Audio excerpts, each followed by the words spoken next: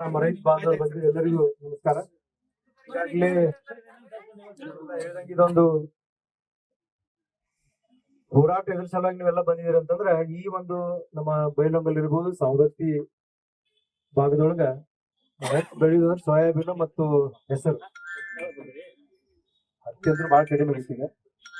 ಅದಕ್ಕೆ ಈಗ ಮೊದಲು ಸ್ಟಾರ್ಟಿಂಗ್ ಚಾಲು ಆಗಿದೆ ಮಳಿ. ಸ್ವಲ್ಪ ಈ ಸಲ ಬಹಳ ಒಳ್ಳೆ ಮಳೆ ಆಗಿದ್ರು ಬೀಜಗಳು ಕಳಪೆ ಬಂದು ಅವಾಗ ಸ್ವಲ್ಪ ರೈತರ ಸಮಸ್ಯೆ ಆಯ್ತು.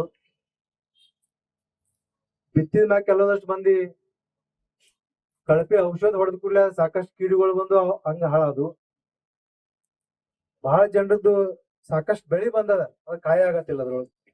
ಇವೆಲ್ಲ ಅನೇಕ ಬೇರೆ ಬೇರೆ ತೊಂದರೆಗಳಿಂದ ಇವತ್ತು ಬಹಳ ಜನ ರೈತರು ತೊಂದರೆಗೆ ಈಡಾಗಿದ್ದಾರೆ. ಹೆಸರು ಇರಬಹುದು, ಸೋಯಾಬೀನ್ ಹುಳಿ ಇರ್ಬೋದು, ಇವೆಲ್ಲ ಹಾಳಾದ ಸಲುವಾಗಿ ಇವತ್ತು ನಮ್ಮೆಲ್ಲ ಒಂದು ಬೇಡಿಕೆ ಏನಪ್ಪಾ ಅಂತಂದ್ರೆ ಸರ್ಕಾರಕ್ಕೆ ಇವತ್ತು ಇಲ್ಲಿ ಶಾಸಕರಿದಾರ ಎಲ್ಲರೂ ಕೂಡಿ ಇವತ್ತು ಸರ್ಕಾರದ ಮನವನ್ನು ಒಲಿಸಿ ಎಲ್ಲಾ ರೈತರಿಗೆ ಪರಿಹಾರ ಸಿಗ್ಬೇಕನ್ನೋಂಥದ್ದು ಮನವಿ ಇವತ್ತೆಲ್ಲ ನಮ್ಮ ರೈತರು. ಮಿನಿಮಮ್ ಒಂದ್ ಎಕರೆಕ 50,000 ಇನ್ನೂ ಹೆಚ್ಚಿಗೆ ಕೊಟ್ರು ಅದಕ್ಕೆ ಒಂದು ಒಳ್ಳೆ ಮಾಡ್ತೀವಿ. ಅದ್ರ ಜೊತೆಗೆ ಇನ್ನೂ ರೈತರಿಗೆ ಬೇಕಾದಂತ ಏನಾಗಿದ್ದಾರೆ ಈ ಪರಿಸ್ಥಿತಿಗಳು. ಬಹಳ ಜನ ರೈತರ ಕಡೆ ನೋಡ್ರಿ, ಮೊದಲ ರೈತಕ್ಕೆ ಅಂದ್ರೆ ಎತ್ತುಗಳು ಇರ್ತಿದ್ವು. ನನಗೆ ಸಿಗ್ಮಟ್ಟಿಗೆ ಎತ್ತುಗಳು ಹುಡ್ಕ್ಯಾಡು ಸಿಗಲ್ ಬಹಳ ಜನ ರೈತರ ಮನೆಯಾಗಿ.